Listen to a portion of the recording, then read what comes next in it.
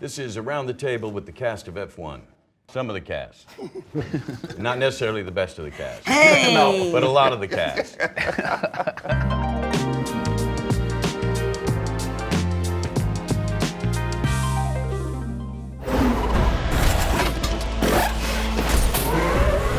Listen, let's get this straight. We all lose our jobs if you can't pull off a miracle. No pressure. No. The first time out at Silverstone, when we're, that day one, when we're filming, there's over 100,000 fans, and we got everything coordinated prep. We're gonna get 15 minutes on the track. We cannot cock this up because if we lose the car there, they're gonna have to come and tow it out, and we're gonna screw up the whole schedule. And do comm checks, belts on, everything, sit in the car, waiting. It's time to go, and we take off. My comms went out. Oh. With Lutz, I had no comms. Oh, I remember that. Oh, God. And suddenly, it's the first time on the track with fans filming, and we have no comms. But fortunately, we'd choreographed it so much that we just swung it. Wow. You were amazing, man. That's so cool. Yeah. It was like, you gotta go, right? You And gotta still, go. you were also acting. You have to say. Yes. Allegedly. Take that, Lewis Hamilton. Some call it acting.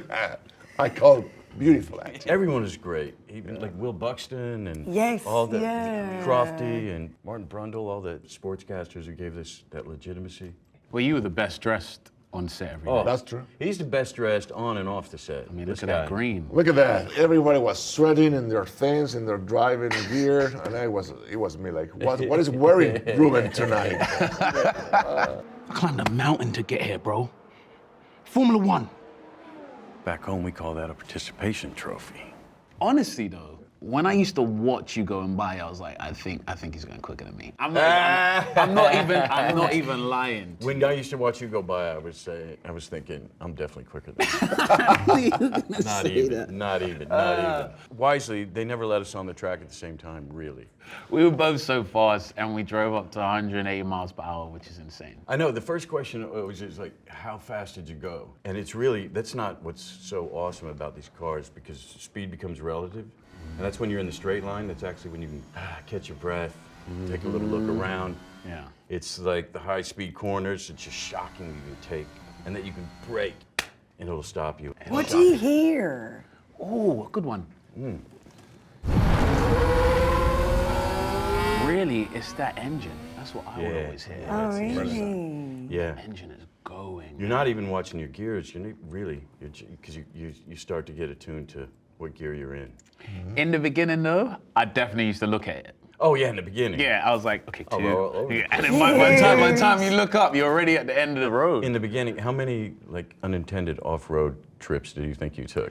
I haven't counted, but I'm probably in the second hand, probably. Yeah, Yeah, definitely. Yeah. I was definitely doing some detours. Who were giving you the tips to know where you have to say the line? Oh, we would sit down, we'd have a map of the track and go through what we were aiming for at each section. So we know when we hit this point, we got to get choreographed this moment. And we choreograph with the cars and get the lines in at that point. Well, It's start. the funniest thing about the whole process for me was you could only see the eyes when you're driving. So if I was normally saying it, I'd be like, hey, how far away is Sonny? All right, nothing's happening. So Joe would be like, you need to do more. I'm like, do more? What do you mean? So then I was like, how far away is Sonny? It's so true. It was insane. I mean, we're trained to be subtle, right? Acting. Yeah, it is. Yeah, you A gotta, blink? you Oh my gotta gosh, push it. Oscar nomination, a blink. Oh my God, he blinked. Today, to be honest, I feel like a kid seeing Brad at work. Yeah, I don't think we could have done this film without Lewis Hamilton. I think it was so smart of Joe. First thing he did when he had this idea, put actors and cars on real tracks and embed ourselves in the pinnacle of the sport, F1. He knew he had to get someone to guide us, keep us honest, and his first call was to Lewis. And Lewis, also being a big lover of the arts, jumped in, and we had one 12-hour meeting in London. Just sit down, and we were just throwing shit at him. How about this? How about that? And he would tell us and describe his experience. So the whole ending was really based on this spiritual moment that he described in the car. Wow. And not only that, the whole crash that we built Sonny's character around. It was this horrendous crash by driver Martin Donnelly. Yes. Yep. His story to me is every bit as moving as any champion. Yeah. He's from Northern Ireland. Yeah, I remember you telling me. It was 1991. He's up and coming. He's the guy.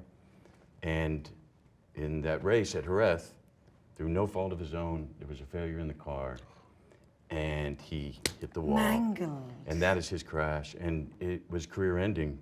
And he speaks very poetically about his life now, where that turn it took him, and the love for his family. He's really beautiful. I can't thank Martin enough. You think I brought you in to make my other driver quit? Listen, he's cocky, he's arrogant, he's got a lot to learn.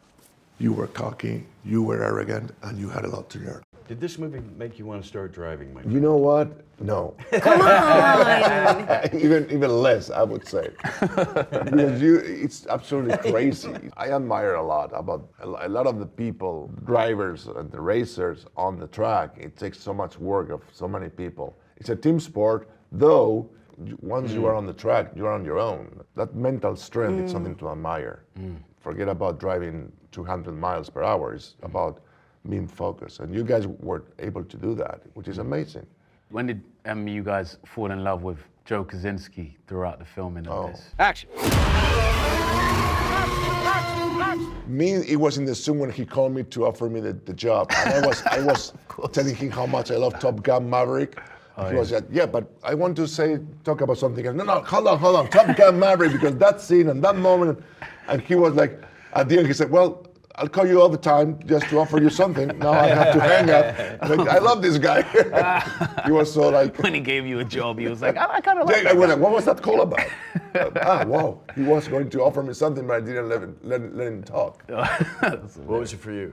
Wow, there's so many. When we were doing the scene when we were in the car and we had 5 minutes to get the shot, and I was just watching him be an absolute wizard and just a sensei and so focused and just orchestrating everything. And the world of Formula One was just whizzing by. I was just like, this is a master at work. So yeah, that's when I was like, we are in the best hands possible. And so damn lovable. And great tips for directing, for actors. Because many of the scenes, many of the moments like I had to play was one line here, one line there, one reaction, which is kind of difficult because you're playing To nothing. yeah, on the Red Cross, no? And he was very acute on telling me why he would say or react that way. And that's amazing, having in mind that he's holding the pressure of such a big monster of a movie like this. So when you're watching the races, you had to do most of that just to like a little red X on the thing. Yeah, You're not yeah. really seeing anything? No, no, Oh no, no, man, no, that's no, so no. hard. While you were really driving, and I was, but can I look at Brad driving? Well, you can only go, Yeah, you that. There's 20 other drivers still out on that track, and you're in here posing for that nonsense? Do you think any of them respect us? Do you? We have the real drivers there, and we are now telling a story about these drivers, and it's our respect and love for them and why we wanted to be there. At the same time, that respect and love, it's just humbling. It's just like Absolutely. a bit embarrassing for me when we started to be in their suits and their shoes and their helmets. Pretending. And yes. But fortunately, after a year and a half of that, One of they them. were so kind. I just felt like it was our own backyard. Absolutely. Yeah. Our garage was right in the middle of between Ferrari and Mercedes, and then there's these two for the Swans. races. These two swans. Oh, the worst scenario. Oh man. Swans, we had that press conference scene. And Yeah. the real press conference of Formula One was happening, and we've obviously got to Yes. play the story. I'm coming out with a smile, and Lando's just had a crazy crash. Oh, and I he's know. got to actually talk to the press In the about press his. pen after the races, where we with the interview. Meanwhile, I'm over here geeking off and stuff, and I Yes, tip my we're hats to in them. behind Lando's interview. Yeah, but film is forever. So yes, it is. I love that energy, Kerry. So they're in the movie forever. Yes, films for 20 years, maybe 30. Hope it's not a strategy. Anything else, Professor? Drive fast. For me, it was hallowed ground because I, watched the sport most of my life, and like getting into their little ecosystem. The first weekend, I was rather humble, and a little bit embarrassed, you know, to like, we're standing next to the drivers during the national anthem. You just feel like, oh my God, suck it up and do your job, do your job. Well, going into their world, I was terrified we were going to look like amateurs and do it wrong, and you know what I mean, and distract. So I remember just kind of being like, keep the head down and just go in and do the job. But in terms of the fans, I guess you guys will know more about that because I was on the pit wall, so. Right. We had a fan encounter with you trying to shoot a scene. Yeah. Brad had to shoot this scene, and then a fan ran right in the shot to get a picture. Oh, Remember? right. Just ran in. It was like this. This is when we're on the grid. Yeah. So And we Silverstone. Yes, at Silverstone. we got 5 minutes to get the Day shot. 2, we're gonna get our 2 takes to do our scene. It was approaching you. We're walking to that, it's the grid, it's packed, the real drivers, real cars are getting ready to start the race, and we're gonna get 2 takes at this, and some fan comes up in the middle and goes, hey, can I get a picture, Brad? Can I get a picture? We're like, About 20 people. over his head. Oh, he's thinking way too big of 100 himself. people No, he picked that shouldn't. guy out of there. It was so funny. Or when we did the scene where you come back after our first race, I remember once you had your helmet off, we knew we had only a certain amount of takes before people would do the double take right, and go, all hey, right. hang on a minute, do I know that person?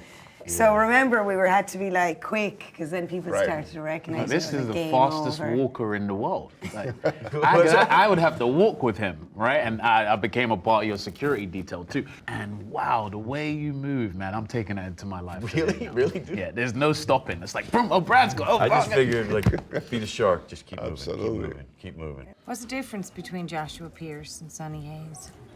A lot of decades Hard-won experience. of living in a van. Says the guy who still lives with his mom. Says a guy with 2 pair. Says the guy with trips. Says the guy with a full house. I didn't really think about that, like the woman thing. Do you know, I just kind of like thought about my job or whatever and then kind of slotted in with everybody. But I had Bernie Collins, who was from Ireland, so I was like, thank God, like, because she went to an all-girls school kind of similar to me, and then, so I knew girls in school who'd done engineering in college as well. So I just imagined or remembered what they were kind of like, what their forte was, like maths and stuff. But she was real, like, normal about it, you know? She was just like, yeah, there was just loads of men in college, so it was, like, no different. I don't think it's because of F1, like, not hiring. I think it's just that engineering and maths tend to be more, like, male or interested in them or something. I don't know why. I'm not, like, you know, studying brains or whatever. But it seems to be But, I mean, I think there's a real effort to open up. Certainly Lewis behind a big yeah. opening up in diversity and I'd say, like, inclusiveness, if you're sharp enough, like Hannah Schmidt, right? Like, she's a strategist for Red Bull, so obviously there's so And much money good, on the damn line. good. Yeah, so it's like, obviously, if you're They great. get it right Yeah. so often. And also, I think there's, like, sacrifices. So you want to be real into it. At the same time, though, like, a great crack, it's a great job if you're into it, you know? 3 laps. 3 laps is a lifetime.